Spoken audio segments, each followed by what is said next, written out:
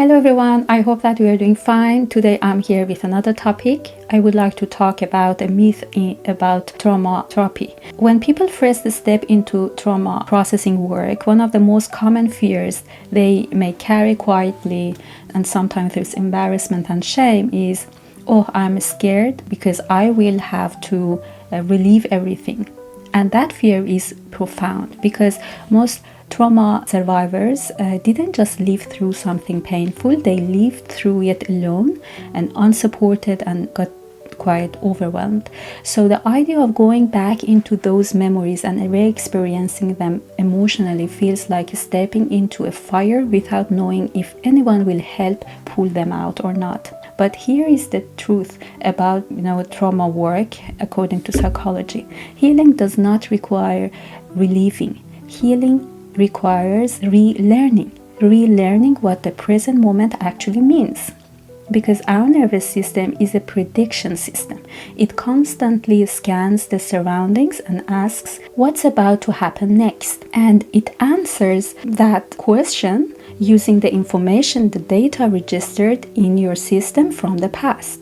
For someone with trauma, the past provided a specific, intense data set, one that taught the nervous system to associate certain cues in its surroundings with danger, with threat, like a slammed door, like a certain tone of voice, like a silence or a footstep in the stairs, and so on. So when trauma survivors react strongly to something in the presence, they are not relieving the trauma. Their nervous system is predicting the last time this cue appeared, something bad happened. Prepare for now. Prepare now that because it's happening again. Trauma isn't the memory of what happened. It's prediction of what will happen, right? So when therapy begins and symptoms show up like tight chest, like hypervigilance, like shutdown, and etc., those reactions aren't the body replaying. They are the body trying to interpret the current moment. The nervous system is essentially asking, if I tell the truth, will I be punished? Or is silence safe now?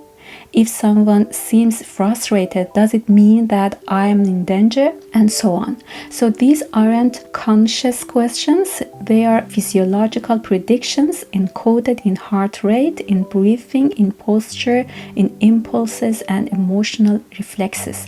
And therapy becomes the laboratory where those predictions are gently tested and steadily updated. Healing is not only about emotional excavation, it's not cathartic breakdown, it's not re-experiencing everything so you can release it. It's the recalibration. It is the slow teaching of the nervous system that the patterns have changed. The danger is not here. The cues no longer mean what they once meant. And this moment has a different outcomes than compared to old one. So imagine your nervous system as a fire alarm that learned to detect every small tiny signs or tiny amount of smoke. It had to, because it kept you alive. But after the actual fire is over, the alarm still goes off for a steam, for burnt toast, or a warm shower. So recalibration means teaching the system the difference. Here comes an example from a therapy room. My client was a young woman, very articulated and very accomplished. She used to live in a constant state of subtle hypervigilance and anxiety. She grew up in a home where conflict arrived without warning.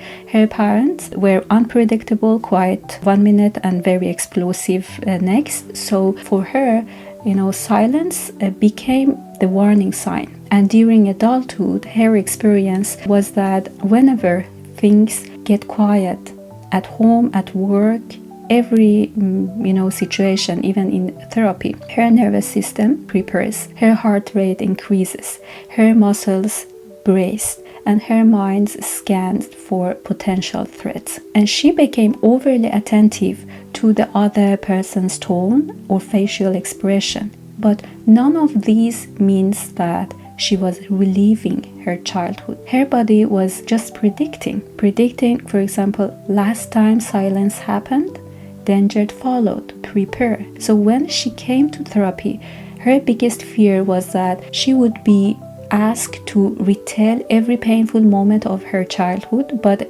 her healing didn't happen through reliving. Actually, it happened through learning that silence can mean something different now. One day she was talking about a difficult week. As she paused to collect her thoughts, the room became quiet. Immediately her body tensed and her foot tapped and her jaw tightened. So she apologized quickly. Sorry, I'm taking too long. I said to her, you're not taking too long. I'm right here with you. The silence remained, but nothing bad happened. No anger, no explosion, no shift in tone, just quiet and safety. It was around 5 to 6 seconds, but for her nervous system, it was new data. And that's how rewiring happens. Through experiencing that, contradictions can happen in here and now.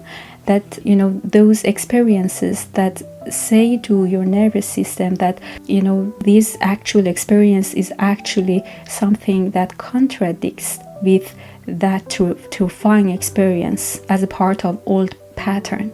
So over months, those experiences accumulated, for example, honesty that didn't lead to punishment, emotional expression that wasn't met with withdrawal, and silent moments that weren't dangerous anymore. Each one added a brick to a new internal structure, and this moment is not the same as the old ones. A powerful mechanism behind this change is memory reconsolidation, which is the brain's ability to update a memory when it's reactivated in a new emotional context. When she recalled moments of fear, not in full detail, not in overwhelming intensity, just enough to activate the prediction, her brain prepared for the old ending.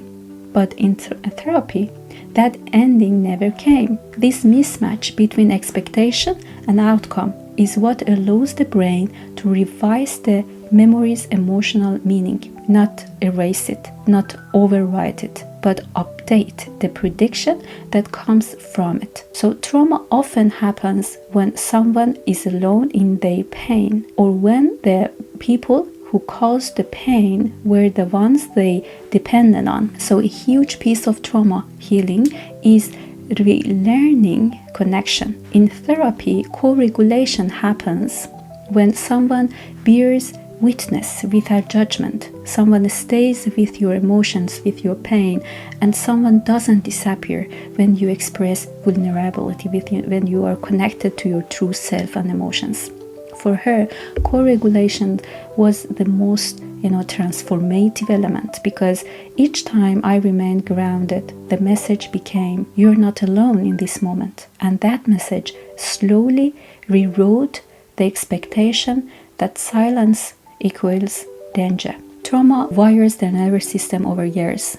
It builds pathways and reflexes meant to keep you safe. Healing those patterns takes time, not because you are broken, but because your body is actually working correctly according to its old data, old reaction patterns. Recalibration requires safety, consistent relational experiences, repetition, and not one huge breakthrough, but hundreds of smaller ones. Healing is often subtle, gentle process and occurs through baby steps. And those changes build on each other until one day you realize, my body doesn't react the way it used to. That is healing.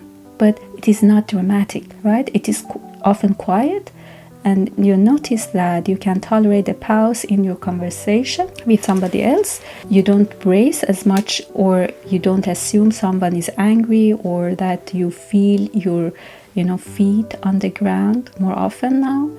These are not small wins. They are signs of a nervous system learning to live in the present moment, in the here and now. So when people worry, they will have to relieve their trauma in order to heal their the truth is, healing isn't about reliving the old story. It's about updating the prediction system that came from it. It's the slow, steady, compassionate work of teaching the brain that this relationship or connection is different and safe.